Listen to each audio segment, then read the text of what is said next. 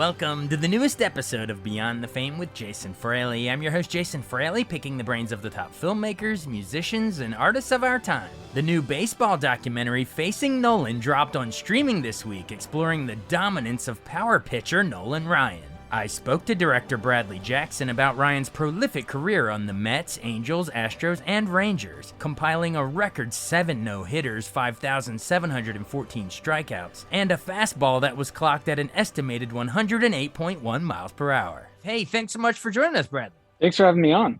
Now, I just watched it last night, and as a baseball fan of baseball history and stuff, it was like catnip to me. I thoroughly enjoyed it. Are you hearing the same reaction from baseball fans or even non-baseball fans when they see it and they say, "Oh, that was great stuff"? Yeah, I think the baseball community is really responding to it, mostly because I think, a lot of people are wondering why hasn't there been a Nolan Ryan movie? Just because the guy's such a legend and he played for so many years, he broke so many records, and he's such a enigmatic kind of character. So I think a lot of people, especially Texans, and I'm from Texas as well, have kind of been very thankful that the movie's now, out in the public. Oh, so if you're from Texas, that answers my question. And so I assume you grew up rooting for Nolan Ryan. Well, I guess not when he was on the Mets, but he was a Texas hometown hero. And then I guess you were thrilled to see him come back for the Astros and the Rangers. And I guess he also did a stint along with the Angels too. But yeah, you recognize him as a Texas hero. Yeah, I was born in 1984, and I was born and raised in Houston. So I mean, I didn't get to see him with the Astros. I was still probably too young, but my earliest memories of him are with the Rangers, and throwing a no-hitter at the age of 44. Beating up Robin Ventura on the mound at 46. Those are the memories that really kind of were emblazoned into my skull at a young age. And just kind of, he makes such a lasting impression, especially on kids of that era, kind of as this larger than life figure, this kind of mythic, tall tale, Paul Bunyan-esque person. And so, getting the chance to kind of peel back the layers of the real man was a real treat for me. I am exactly there with you. Well, because we grew up at the same time. But yeah, I remember him on the Rangers. The Robin Ventura. I love that you go in depth in the movie, and you really show all the different angles and the great sports photographs. He really just throws him in a headlock and just starts uppercutting him. Yeah. Oh, it was amazing. Yeah, it's such a surreal, it's funny that this is, he always says that's about the third or fourth question everybody asks him. Yeah, right. And it's, it's one of those things that you don't want to ask Nolan, if you get the chance to talk to Nolan, you don't want to make it the first thing you ask him just because it might be rude. Right. But it's on the tip of everyone's tongue. And he's okay to talk about it, but I think he thinks it's funny. He's like, I struck out more batters than anybody in the history of the game, and all you want to talk about is a 30-second fight where I gave a guy a couple noogies and then a really solid uppercut to the jaw. But it's one of those larger than life. He's a larger than life guy, and it's one of those larger than life moments. So I guess it makes sense. Absolutely. I love that you describe him as a larger than life, sort of a Paul Bunyan figure, and talk about why that is. Remind our listeners some of the records that I don't think will ever be broken in terms of strikeouts and no hitters and all that kind of stuff. Rattle off some of the biggest stats that they're just unbelievable when you stop and think about it. Yeah. I mean, the two big ones are 7 no hitters, and 5,714 strikeouts. And then also 383 strikeouts in a season. That's and he didn't even win the Cy Young that year. Jim Palmer. And I'm an Oriole fan, but come on. Yeah. And he never won a Cy Young too. I think that's one of those records. I mean, that's not a record. That's just an oversight. But no, I mean, 5,714 strikeouts. Currently the number one leader in strikeouts in Major League Baseball is Justin Verlander. And I think he has 3,100. And isn't Randy Johnson in the movie says he's number 2 and he's still 1,000 behind. Yeah. I think Randy Johnson has 4,800 and Nolan has 5,715. And wow. I mean, it's just an absurd number. And then, some other records, he has 6 seasons where he has 300 or more strikeouts. That's a record. He has the most record for the most one hitters, the record for the most two hitters, the record for the most three hitters, Right. the record for the most no hitters taken into the seventh inning, the most no hitters taken into the eighth inning, the most no hitters taken into the ninth inning. Like just numbers that are, just like something funny happened.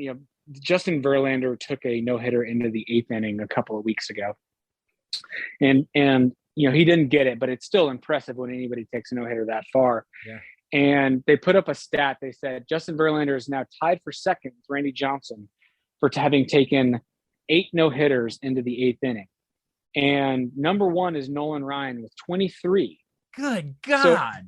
So he just dwarfs other pitchers with these numbers in ways that I don't think we can really process. Oh yeah, and I don't know if it's ever going to be broken in terms of just because now that they instituted the pitch counts and stuff, and a lot of times they don't even leave the guys in long enough. And I love that you included that thing in the documentary about how he was even annoyed. He was a little perturbed when they started pulling him from the mound with pitch counts. He's like, "What is this? I'm old school. I want to go the distance." Talk about how we're talking about his 7 no hitters. Talk about how the previous record holder before he came along was Sandy Koufax in 4, and talk about how that was sort of his idol growing up, and that's how he wanted to become a pitcher. Yeah, that was definitely something that we discovered in making the movie. And in a way, it really worked out well for us in that, his idol, he was always somebody that was he played all the sports. He played football, he played basketball, he played baseball. And he wasn't really thinking like, oh, I could be a professional baseball player. I think he was just like, well, I guess I got a good arm and I can strike people out when I play, in my tiny small town Texas team. But he was getting some attention, and then one day he got to go see Sandy Koufax pitch, and he got a front row seat to it. He literally was like on the front row, and he said it was like a kind of like a flashpoint in his life, because he saw the way a professional pitched, and he saw the way he prepared and the way he threw, and he was like, wow, it was definitely one of those like, here's something that I am like, I think I could maybe do this.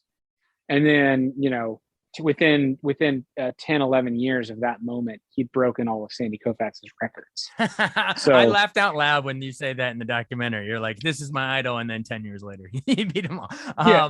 Talk about just kind of in this, you just talked about him growing up idolizing Sandy Koufax, just in the spirit of moving chronologically. Talk about sort of those early days. He was on the pitching staff, the same with Tom Seaver and with the Miracle Mets.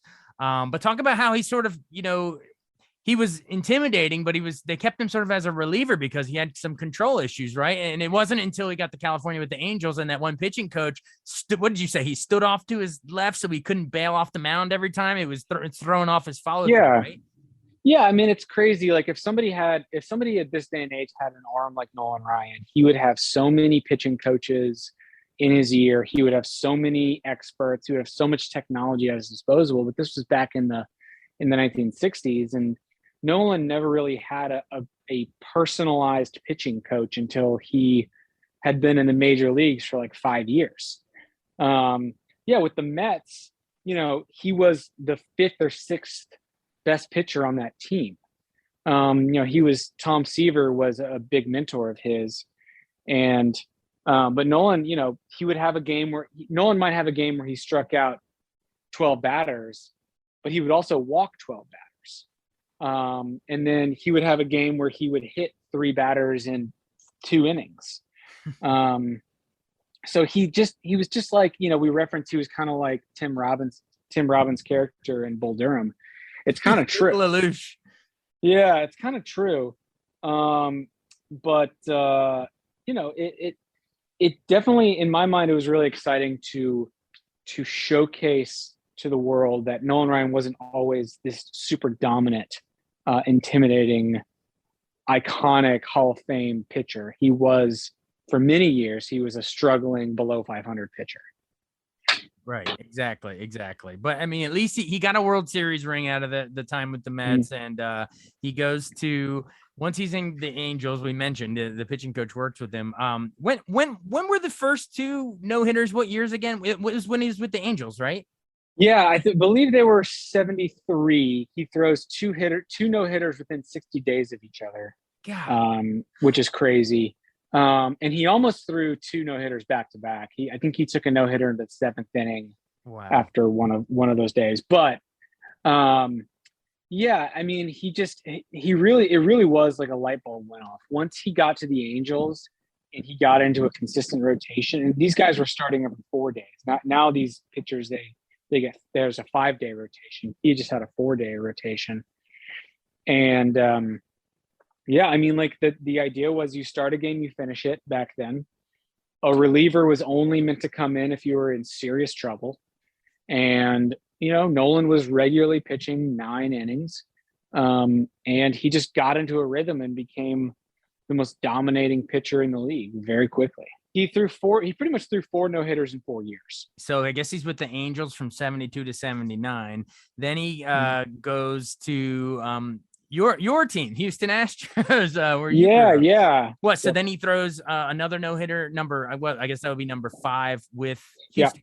Yeah, and that was a really important one for him too, because it was the one that broke Koufax's record. Because Koufax had 4, and yeah, it was. He talks about it because he threw his first 4 pretty much from 1972 to 1975. And then he pretty much goes 5 years without throwing a no-hitter. And he talks about it in the movie. He's like, I kind of thought that the no-hit aspect of my career was done. And he had one of those games where it all come together. And it was a big nationally televised game against the Dodgers, a Sunday afternoon game, sold out crowd. And yeah, he threw number 5, and it kind of, at that point, everyone was just like, okay, is this guy what more can this guy do? How many more records can he break? Right. Well, then finally comes the era that you and I mentioned that we remember, when he threw number 6 and number 7 with the Texas Rangers. Talk about I love the face he makes after that last one. It's almost that the catcher runs out and he just flashes that big smile, and he's this like grizzled vet at this point, but he just almost seems so amazed and proud at himself, like, oh my god, I can still do it as an older player. But talk about the time in Texas, and you even get a former president interviewed for that.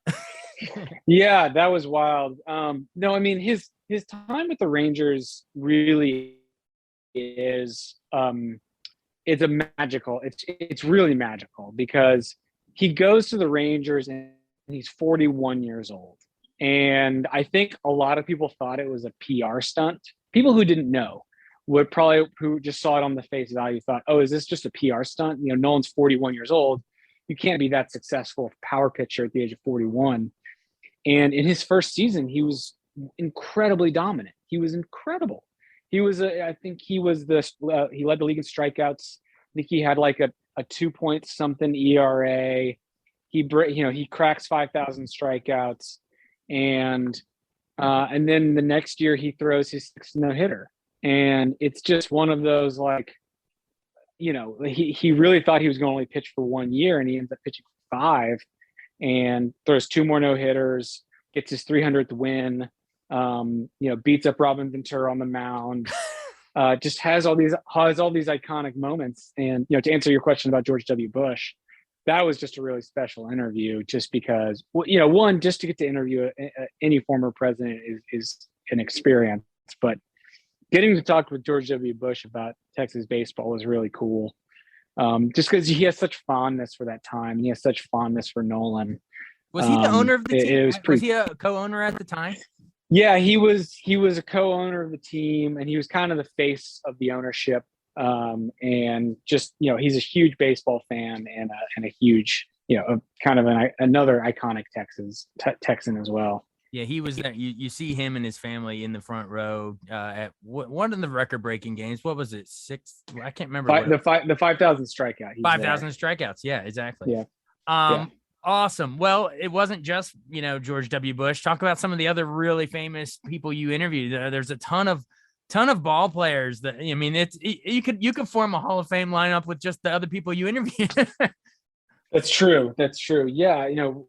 That was something we knew from the start that was going to make this movie stand out, is the access that we could get through Nolan and his family. And so, getting to interview, not just George W. Bush, but, Roger Clemens, Pete Rose, Randy Johnson, Craig Biggio, Rod Carew, George Brett, Pudge Rodriguez, Dave Winfield, all Hall of Famers or should be Hall of Famers. Don't forget the guy. Up here where we're from, Mr. Cal Ripken's in there too. Oh, that's right. Of course. That's so weird because we interviewed him in Texas. So I was kind of like, when you set up here in DC, I was like, wait, who? And then, oh yeah, that's Baltimore. Right. Sorry. I grew up in Baltimore. I'm an Orioles fan. Even gotcha. The Nationals didn't exist when I was a kid. You know what I mean? Of course. Yeah. No. That was a surreal moment too, just because we were interviewing him in a minor league baseball stadium, and he was so excited to get to talk about Nolan. I think because, those are two guys that have record. Again, talk about records that will never be broken. I think the phrase "game recognizes game." I think Cal Ripken Jr. recognizes the fact that Nolan's records are in a league of their own as well. Oh yeah, it was really cool seeing all those people. You can just see, and then maybe that's why you called it Facing Nolan, because seeing all these people that face Nolan. Or there, you can just see the awe in their voices, or even if they didn't face them, if they were just fellow pitchers, they totally get it. And Randy Johnson, and Clemens, and they just get it. So thank you for that. Thanks for all the memories, and even the archive, even the footage. Like it jogs memories that like I forgot that it was like Ricky Henderson trying to foul off pitches during the one record-breaking game, or that it was Roberto Alomar on the final no-hitter. I've forgotten all of it. And that's one of my favorite moments too, is when he's striking out, Robbie Alomar for his final out of his final no hitter. We kind of loop back the idea that, he's been in the league so long, and he's been around for so long that he's striking out a son of one of his former teammates.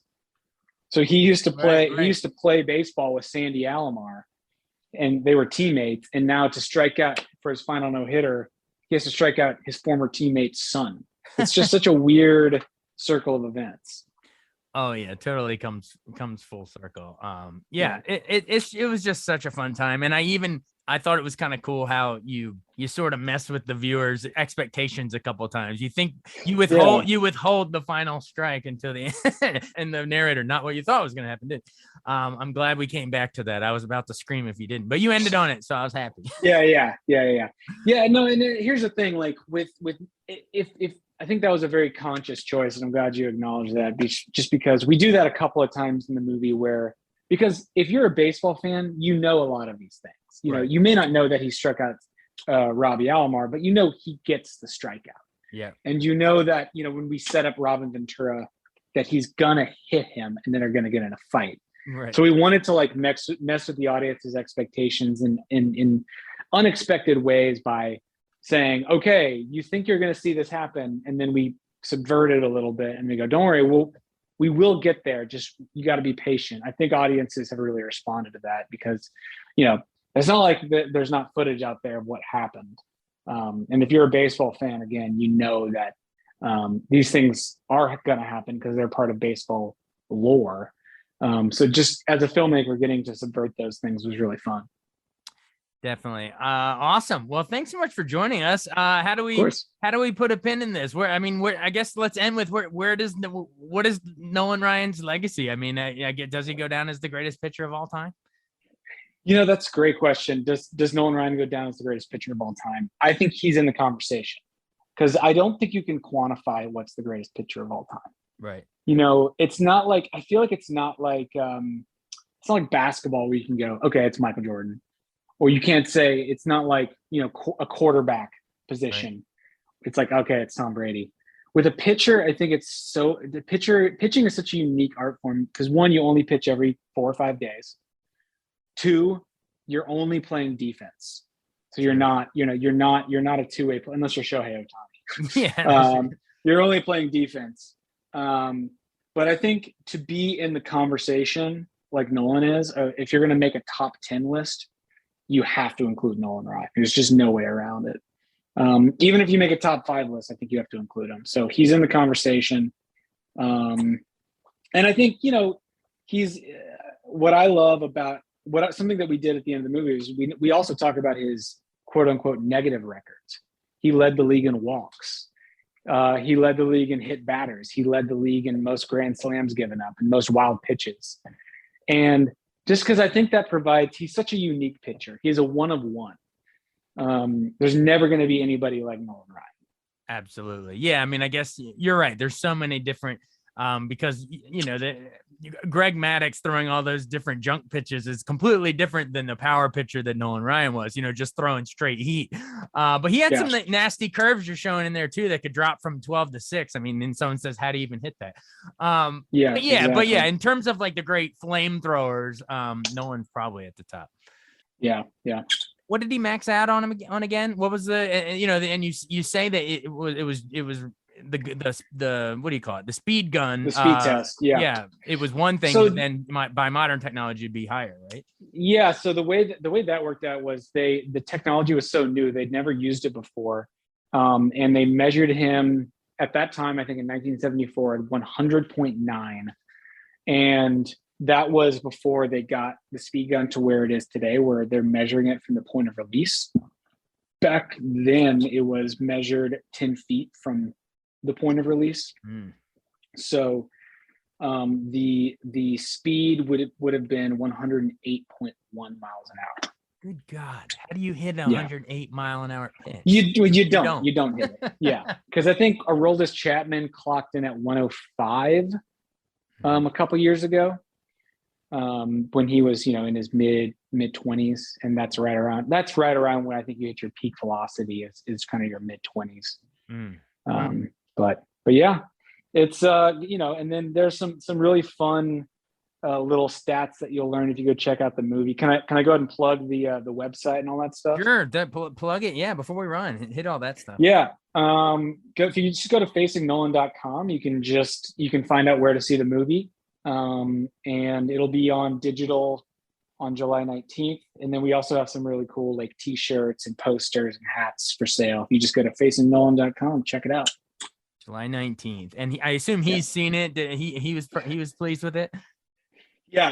I didn't know this, but he hadn't really watched the actual movie until the day we premiered at South by Southwest. I thought he had seen it. His son had been like, oh yeah, he's seen it. But I guess he watched like early little cuts and snippets of it and was like, okay, it looks good. Right. But I'm glad I didn't know that until after the movie, because I would have been a nervous wreck because I was sitting like 5 feet away from them. Wow. That's an experience. That's awesome. Yeah. Awesome. Yeah. Well, again, everyone, it's called Facing Nolan. It's the new documentary about the great Nolan Ryan. Again, it hits streaming everywhere on July 19th. So definitely want to check it out. Hey, thanks so much for doing this. Yeah. Thanks for having me. Thanks so much for listening to Beyond the Fame with Jason Fraley. Our theme music is Scott Buckley's Clarion. Remember to give us a 5-star rating if you like what you hear. We'll see you next time.